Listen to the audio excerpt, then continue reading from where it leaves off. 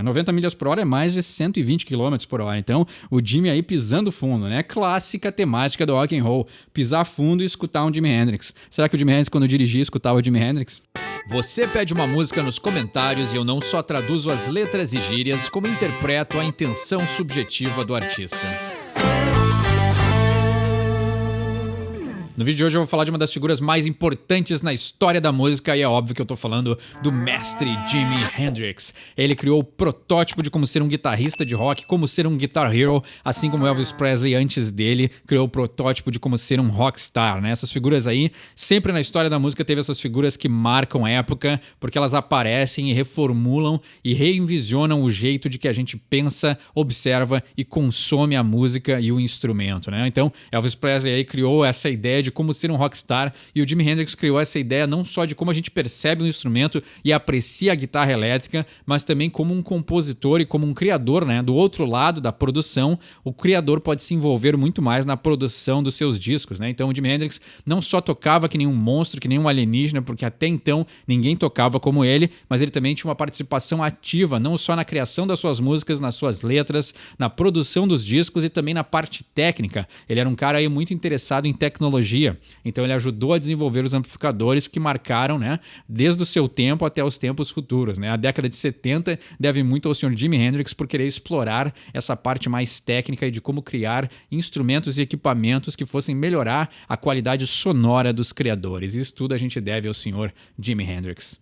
Traçando esse DNA, né, fazendo um trabalho antropológico aí, indo recuperar os artistas que foram influenciados pelo Jimi Hendrix até hoje. A gente tem um trabalho muito grande e é muito fácil de perceber as pessoas que receberam essa influência, né? A gente tem aí o John Frusciante do Chili Peppers, né? Quem foi do Chili Peppers já conhece o canal, sabe que o John Frusciante tem claramente a sua influência no Jimi Hendrix, né? De texturas, né? A música que a gente vai traduzir hoje, a introdução dela tem uma textura muito utilizada pelo John Frusciante na hora de timbrar o seu instrumento. Então a gente vê que a influência do Jimi Hendrix, ela é muito clara no som de guitarra do Chili Peppers, assim, né? Uma influência mais moderna é o Sr. John Mayer, né? Dá pra ver claramente que ele é um Hendrix turbinado, né? Ele consegue aí seguir a fórmula e aprimorar ela, sendo um cantor, compositor, um intérprete, um produtor das suas próprias músicas, mas ele não conseguiu ter um impacto no instrumento tão forte como o Jimi Hendrix fez lá em 60, né? Final dos anos 60. Um fato que me chama muito a atenção quando a gente pensa num instrumento, quando a gente pensa em guitarra e quando a gente pensa na contribuição dessas pessoas para a música, é que o que elas criaram há mais de 40 anos atrás, se a gente estiver falando do Jimi Hendrix, continua sendo difícil de executar em 2022. E isso é uma prova que essas pessoas operavam em um nível muito alto. O padrão de operação de um Jimi Hendrix, ele era muito elevado para sua época e só porque ele viveu há mais de 40 anos atrás não quer dizer que não seja difícil para a época atual. E talvez seja até mais difícil hoje em dia, porque a paciência dos jovens é muito menor. Então tem muita gente que não tem a paciência e a dedicação e o comprometimento de aprender um instrumento a ponto de ser tão competente como o Jimi Hendrix era na guitarra há mais de 40 anos atrás, assim. Então é muito impressionante, eu acho muito interessante, eu acho muito peculiar que o instrumento, ele é atemporal. Então tocar guitarra vai ser sempre uma tarefa difícil e uma tarefa que requer dedicação, não importa a década que tu viva. E aí tu pode apreciar coisas que essas pessoas fizeram há muito tempo atrás, porque o acesso ao conhecimento, o acesso ao instrumento, o acesso a amplificadores, né? Todas as condições que levaram o Jimi Hendrix a ser quem ele era eram muito mais difíceis na época dele. E até mesmo hoje em 2022, com um acesso tão facilitado a todo esse tipo de coisas que facilitem o teu aprendizado, nada consegue substituir tu ter que sentar, pegar um instrumento e praticar. Então a modalidade, o jeito de abordar um instrumento, ele é universal, atemporal e é uma das coisas que eu gosto demais, né? E ao mesmo tempo que o que está aprendido fica sempre aprendido, né? Tu pode perder um pouco de prática, mas o que foi fixado e aprendido e entendido, internalizado, vai continuar sempre na tua mente, né? E graças a Deus a gente tem as modernidades de gravação, então a gente pode recordar para sempre o que foi criado. E aí essa aliança entre avanços tecnológicos e modernos com a tradição mais antiga do passado criada pelos grandes mestres é algo que me chama muito a atenção e que eu aprecio demais na hora de abordar um instrumento. Então a gente tem possibilidades de aprendizado, mas o esforço e a criatividade humana ainda são necessárias para se criar algo único. E o pedido de hoje vem de ninguém menos do que o meu grande mestre Paulo, grande amigo, grande figura, meu professor de guitarra que me ensinou tudo que eu consegui aprender de teoria.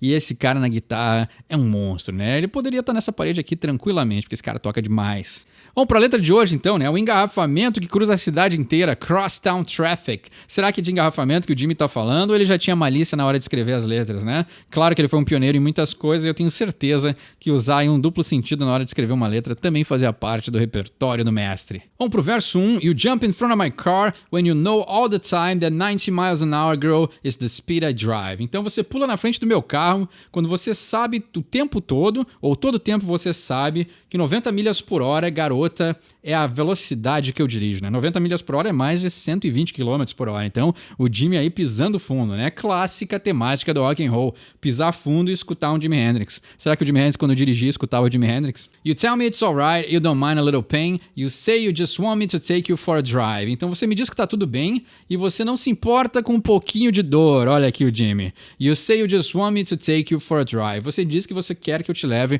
para um passeio. Tá aqui o duplo sentido, né?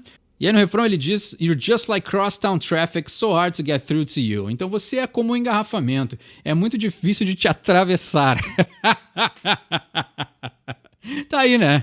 Mas esse duplo sentido aqui tá na cara, né, Jimmy? Mas tudo bem, né? Não dá pra, né? Dá pra perdoar o grande pioneiro, né? Mas você é que nem um engarrafamento e é difícil de te atravessar. Te atravessar, né? Vamos dar um desconto pro Jimmy, porque assim, get through to you é ir através de você, é ser entendido por você, mas também tem o sentido de atravessar, né? Então é um belo duplo sentido. I don't need to run over you, crosstown traffic, all you do is slow me down and I'm trying to get on the other side of town. Então, eu não preciso passar por cima de você, né? Olha só, interessante, né? Crosstown traffic, né? Então, aí o engarrafamento, tudo que você faz é me parar, né? Fazer com que eu vá mais devagar. Então, aí ele tá engarrafado com essa pessoa, né? Então, também tem isso, talvez ela esteja fazendo com que ele se sinta preso, né? Slow me down, você me vagariza, né? Slow me down me deixa mais vagaroso, você me diminui a velocidade, né? Então ele tá parando por ela, pode ser também, né? Pode ser também uma declaração de amor também, né? Então ele quer andar mais rápido, mas ele tá mais devagar porque ele tá interessado nessa moça, pode ser também. And I'm trying to get on the other side of town. E eu tô querendo chegar no outro lado da cidade. Aqui também pode ser o seguinte, né? Ele tá na parte de cima da cidade e ele quer chegar na parte de baixo da cidade, né? Então pode ser isso, né? A própria moça pode ser uma metáfora para a cidade, né? E ela tá engarrafando o desejo dele de chegar onde ele quer, né? Então, de né? Chegar do outro lado da cidade e pôr o carro na garagem. Hã? Né? Então, Sr. Jimmy aí, né? Clássicas dualidades, né? Inuendos e duplos sentidos do rock and roll. I'm not the only soul who's accused of a hit and run. Tire tracks all across your back, tá aqui. Então eu não sou a única alma que foi acusada, né, de atingir e correr, né? Hit and run é tu atropelar e correr, né? É o clássico não prestar socorro e tudo mais, né? Mas aí no inglês, hit and run é uma gíria muito antiga, óbvio, né? Foi na época do Jimmy também. Mas é a ideia de tipo assim, né? Tu fica com a pessoa e vai embora e sai fugindo, né? Então isso aí acontece até hoje. E ele assim, eu não sou o único que foi acusado, né? De acertar and run, correr, né? Hit and run, acertar e correr. Pode ser acertar outra coisa, acertar o alvo. Você sabe bem do que eu tô falando, né? Tire tracks all across your back. I can see you had your fun. Então, né? Marcas de pneu por todas as suas costas. Então, olha só, né? O Jimmy. I can see you had your fun. Então eu posso ver que você se divertiu. But darling, can't you see my signals turn from green to red? And with you, I can see a traffic jam straight up ahead. Tá aqui, né? Então tá aqui. Mas, darling, querida, será que você não consegue enxergar que o meu sinal tá virando de verde pro vermelho? Então ele não tá interessado nela. And with you I can see a traffic jam straight up ahead. E com você eu posso ver um engarrafamento lá na frente. Então tá aqui, né? Então ele tá vendo que essa pessoa aqui não é muito boa para ele, né? Então ele tá vendo, já sentiu aí alguns sinais vermelhos que estão fazendo com que o Jimmy vá embora desse relacionamento. Então ele tá querendo, como ele fala lá no início da música, né?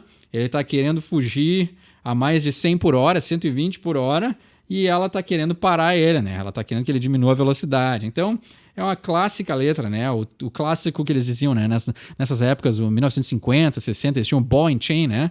A bola é a corrente. Então, talvez essa moça queria acorrentar ele ou fazer com que ele diminua a sua vida de rockstar de ícone da guitarra, e ele tá dizendo, não, eu não vou ficar parado nesse trânsito, eu quero é pisar fundo, né? Então, o Jimmy pisou fundo demais, que ele viveu uma vida maluca, né? Uma vida aloprada aí, e acabou morrendo muito cedo, né? Porque esse é o destino de muitos dos rockstar, e ele também ajudou a criar o manual disso, né? Então, ele foi um dos caras aí que morreu muito cedo, e aí muitos outros rockstar também quiseram imitar e se inspiraram nessa trilha que ele cruzou, né? Nessas marcas que ele deixou na estrada também, né? Então ele não só foi um ícone para coisas boas, mas ele também acabou indo muito cedo, e isso infelizmente também influenciou muitos outros artistas, né? E aí o último refrão tem uma pequena diferença do primeiro, mas ele diz, né? You're just like crosstown traffic, você é como engarrafamento, so hard to get through to you, então é difícil de te atravessar, mas aqui também o get through to you é difícil de se fazer entender.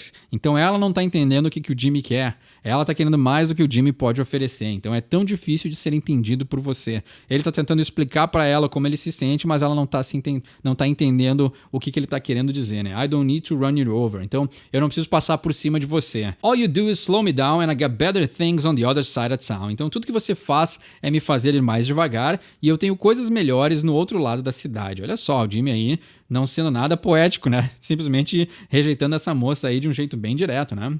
E aí no final da música ele só diz, né? Look out, baby, coming through. Look out, baby, what's that on the street? Move over. Então, né? Look out, baby, né? Então, bebê, te liga, né? Fica alerta. Coming through. Eu tô passando. Né? Look out, baby, what's on that? O que tem naquela rua? Move over. Então, o Jimmy já tá olhando outra rua com interesse, né? E tá dizendo move over, né? Cai fora, sai da frente, olha só. E aqui é um belo exemplo, né? A gente tem coisas que são de duplo sentido, ao mesmo tempo que a gente tem coisas que são bem literais, né? Então ele tá dizendo, ó, eu tenho outros interesses do outro lado da cidade, ao mesmo tempo que ele tá dizendo, ó, você me engarrafa, né? Tá sendo difícil de te atravessar ou de ser entendido. Então tem belas poesias e dualidades, assim, né? E a gente sai de uns anos 50 e 60, onde os duplos sentidos eram bem poéticos e bem bobinhos, assim, e a gente já tá entrando aqui no final dos anos 60 e iniciando os 70 com um jeito mais cínico de se escrever uma música, né? A gente já vê que ele tá anunciando aí o fim de uma era e o início de outros tempos, né? Então, quando o Jimmy ajuda a desenvolver os amplificadores, a música começa a ficar mais pesada, a alegria dos anos 60, né? E o flower power e os hippies já tá se acabando e a gente tá entrando no cinismo dos anos 70, que é a minha década favorita, onde as letras já ficam mais maduras e as pessoas já ficam mais agressivas, o rock and roll já se transforma e tudo graças, né, ao início criado pelo senhor Jimi Hendrix. Então, obrigado ao Paulo por pedir essa música. Tem um entendimento melhor dessa letra? Deixa embaixo nos comentários. Quer pedir uma música para um próximo episódio? Deixa embaixo também. Meu nome é Eduardo, esse é o Sorry for My English e quem sabe inglês tira suas próprias conclusões.